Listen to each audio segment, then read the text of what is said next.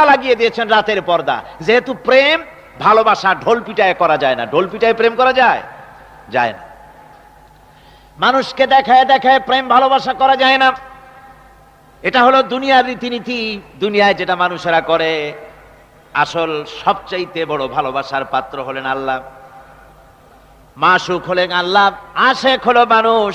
আশেক এবং মাশুকের ভিতরে প্রেম বিনিময় হবে, ভালোবাসার আদান প্রদান হবে, কথোপকথন হবে।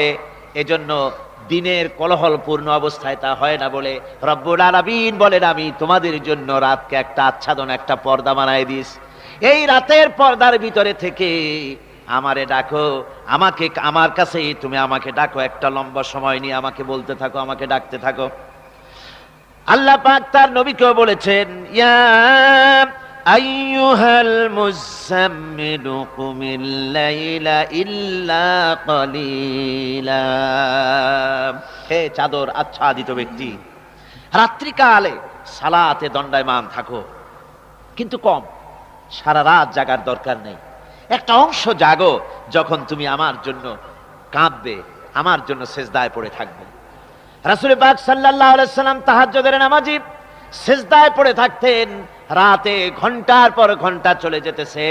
হযরত আয়েশা বলেন, আমি মনে করতাম সিজদায় এমন ভাবে রাসূল পড়েছেন আর ওঠেন না, আমার মনে হতো হুজুর বুঝি ইন্তেকাল করে গেছেন। আমি রাসূলের পায়ের আঙ্গুল ধরে আস্তে করে চাপ দিতাম, হুজুর